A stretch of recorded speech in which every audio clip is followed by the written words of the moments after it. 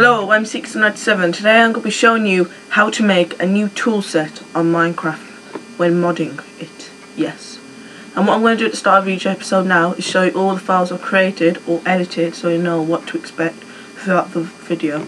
So the first thing I created was mod called Pumpkin Tools, which has got all the same thing as an item or food would except for the declaration again, which is different.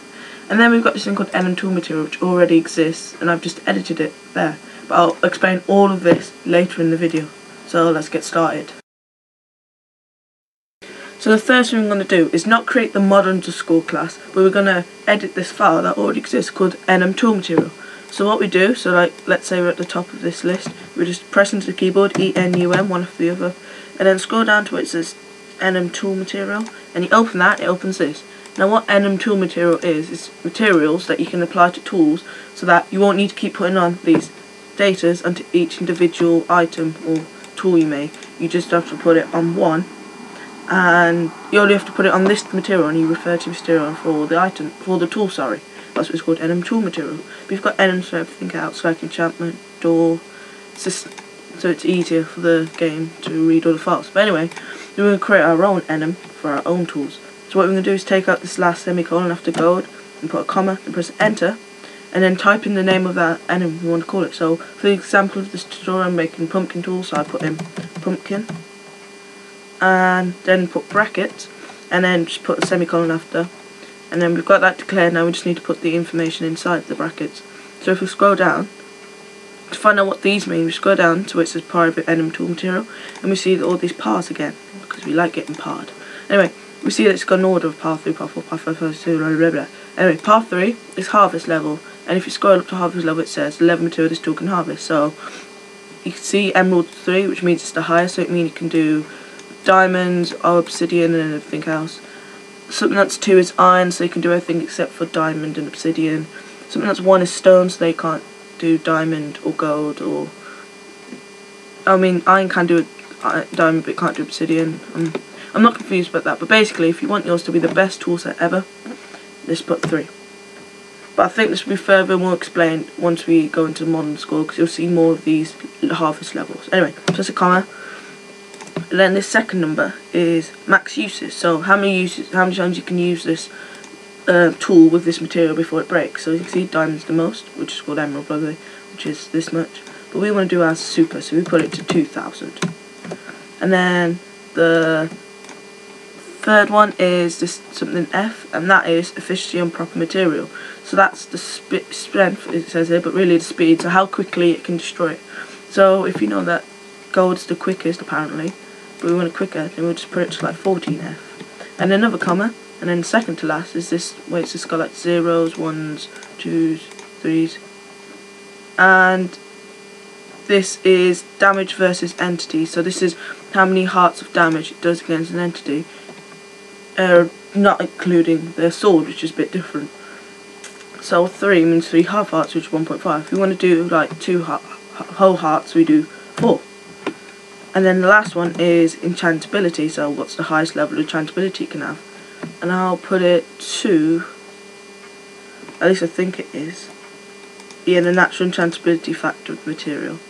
I think that's just natural, I'm not sure, but I think if you want a super tool, you need to put that quite high. So I'll put it to like 40, something ridiculous like that.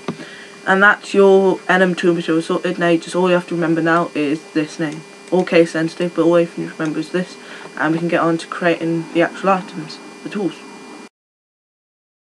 So the first thing we're going to declare is the pickaxe. So what we do is type in public static. By the way, at the start of each tutorial I already have this mod underscore file set up with these basic things. So if you see my forum post, you'll see how to set up this structure.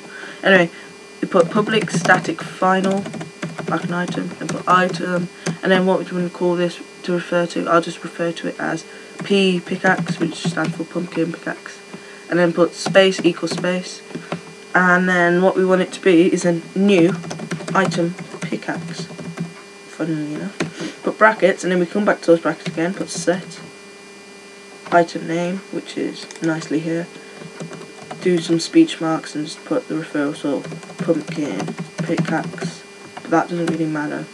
Anyway, inside this item pickaxe, it's what we put is two things. The first thing is the ID, so 1001, and then comma, and the second thing is the enum2 material referral, so when we refer to the enum. Now you can't see at the top here because I can't fit it on. Actually, if I take this off, there we go. The enum is called pumpkin, so you type in enum tool material, or case sensitive, dot, and goes to the list of all the enums we've done, and there's one pumpkin. So click pumpkin, and that's basically your pickaxe done. And to see what this pickaxe does to this item, we go to this class called item pickaxe, and it says that it talks about can harvest blocks. It talks about blocks it can harvest at certain so here we go, harvest levels, what we're talking about. So 3 is obsidian, and then 2 is block diamond. So that might be a bit misleading saying 3 is diamond, but I think it means the tool, not the actual block it can destroy. But yeah, so it's got the list of harvest level here. So if we did 3, we're doing all of them. If we did 2, we could do everything except for that. 1, everything except for the ones above, and so on. And then it's got a list of blocks. So if you, let's say you make a block, you want it to only be destroyed by pickaxe, then just add it to this, and away you go. Yeah. So yeah, we've got our pickaxe done now. Next thing I'm going to do is the axe, but what I'm going to do is I'm going to copy this line and then paste it underneath and just change accordingly. So for this, it will be P axe. And then for the ID, we change to 02. For this item, we put it to item axe, capital A. And then everything else same except for this one, again, which is axe. And if you look at this item axe class, you can see that it's just, you probably won't understand any of it, but the words that are key is block effective against. And if you look down here, it's got the blocks effective against. And then it's got something about material wood. And oh, something about efficiency, so I think it's something about the wood type and the efficiency. But we don't need to know that, we just need to know that this is now an axe. Now we're going to do the spade or the shovel, yeah. So yeah, again, space, and change that to P spade. Even though actually, because it'll make it a bit confusing, it's called an item spade, but in the game we know it as a shovel. So I'll just put it as shovel for the rest of this. And then for new item, it's new item spade.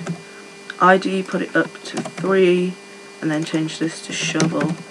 And if we go into this item spade, we can see again block effective against. It says snow and about dirt. So dirt and stuff, it's the same effective depending on what kind of material. But with the snow, it says it returns true. By that it means it returns a snowball.